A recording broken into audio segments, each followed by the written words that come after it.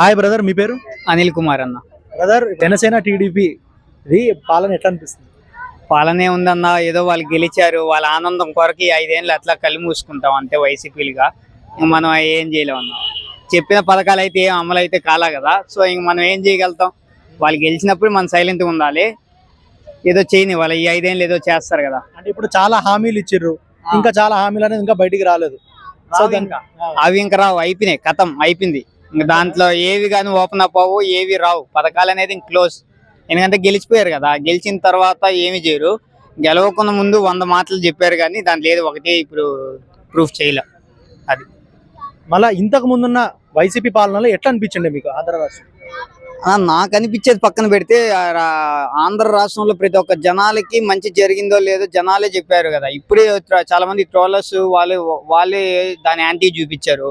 కానీ జనాలు ఏమంటున్నారు, పోయిన గవర్నమెంట్ ఇంత చేసింది, ఇప్పుడున్న గవర్నమెంట్ ఏం చేస్తుంది, జనాలు ఇప్పుడు క్వశ్చన్ చేస్తున్నారు ఎవరిని, ఇప్పుడున్న గవర్నమెంట్ని, టీడీపీ గవర్నమెంట్ని. సో వాళ్ళు ఇప్పుడు ఏం చేయగలుగుతారు అనేది ఇంకా సస్పెన్స్లో మనం చూడాలంతే. ఈ 5 ఏళ్ళు సస్పెన్సే అది. మళ్ళా చాలా మంది ప్రజలు కూడా అంటారు, ఈసారి మళ్ళీ ఎలక్షన్స్ ఏమైనా పెడితే పక్కా వైసీపీ వస్తుంది అనేసి కొంతమంది చెప్తారు. సో మళ్ళీ దాని మీద మీ ఒపీనియన్? డెఫినెట్లీ వస్తుంది అన్న, దాంట్లో నో డౌట్. ఎందుకంటే ఇప్పుడు వరకు ఏం చేయలే, ఎవరు ఉన్న గవర్నమెంట్ ఏం చేయలే. ఈ రోజుతో లెక్క వేసుకున్న గత 5 నెలలు కంప్లీట్ అవుతుంది గవర్నమెంట్ వచ్చి. నేను ఈ పథకం చేశానని చూపించమన్నది అదే లాస్ట్ గవర్నమెంట్లో జగన్మోహన్ రెడ్డి వచ్చిన 2.5 నెలలకు 3 నెలలకంతా నెల వాలంటీర్లు నిర్మించుకొని వాళ్ళ నుంచి నెల నెల వాళ్ళకి ప్రతి ఇంటికి ప్రతి ఒక్క పథకాన్ని పంపించిన వ్యక్తి జగన్మోహన్ రెడ్డి. ఇంకా అక్కడే డిఫరెన్స్ తెలిసిపోతుంది కదా.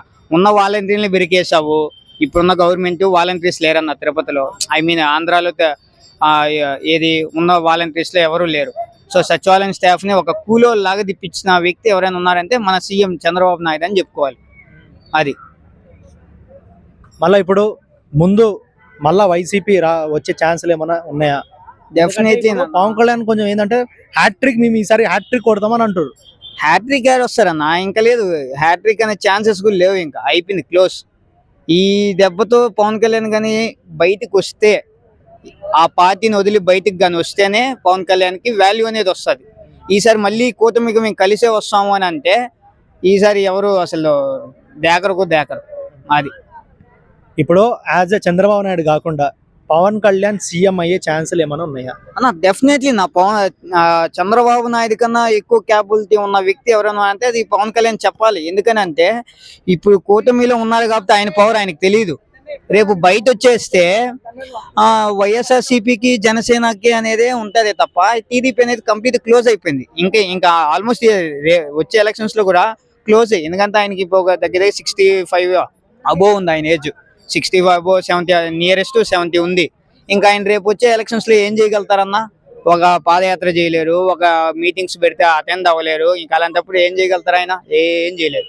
సో నెక్స్ట్ ఎవరికైనా ఫ్యాన్ బేస్ ఉంది అని అంటే ఆంధ్రాలో పవన్ కళ్యాణ్ వర్సెస్ జనసేన వైఎస్ఆర్సీపీ జగన్మోహన్ రెడ్డి అని చెప్పాలి, అంతే. సో ఇప్పుడు మీరు ఆంధ్ర ప్రజలకు ఇచ్చే సూచనలు ఏంది? ఈ సూచనలు అనేది ఏం లేదన్న, జనాలకి తెలుసు వాళ్ళు ఎవరు మంచి చేస్తున్నారు, ఎవరు చెడ్డ చేస్తున్నారు తెలుసుకొని పోతే జనాలు వచ్చే జమిలీ ఎలక్షన్స్ అంటా ఉన్నారు. ఇప్పుడు జమిలీ ఎలక్షన్స్ లో మంచి ప్రభుత్వాన్ని ఎంచుకున్నారు ఇప్పుడే. ఎందుకంటే వ్యతిరేకం ఫుల్ అయిపోయింది, తెలుస్తుంది. జనాలు ఇప్పుడున్న గవర్నమెంట్ కి వ్యతిరేకంగా బాగా చూపిస్తారు. అంటే ఎందుకు వైసీపీకి ఇంతకు ముందు వ్యతిరేకం రావడానికి రీజన్స్ ఏమంటారు మీరు? వైసీపీకి వ్యతిరేకం రాలేదన్న, అది తప్పు. ఇప్పుడు నా దగ్గర ఒక ఫోన్ ఉంది, నేనేం చేస్తానంటే దాన్ని మంచి చేసినా కూడా చెడ్డ అని చూపించిన వ్యక్తి చంద్రబాబు నాయుడు. ఆ గవర్నమెంట్ తప్పు చేశారనే చూపించారు కాబట్టి జనాలకి ఏమీ తెలియదు అన్న. వాస్తవంగా ఇప్పుడు పల్లెల్లో ఉంటారు, వాళ్ళకి ఏం తెలుస్తుంది అన్న? ఈ సిటీలో జరిగే మంచి పల్లెల్లో ఉన్న వాళ్ళకి ఏం తెలుస్తుంది?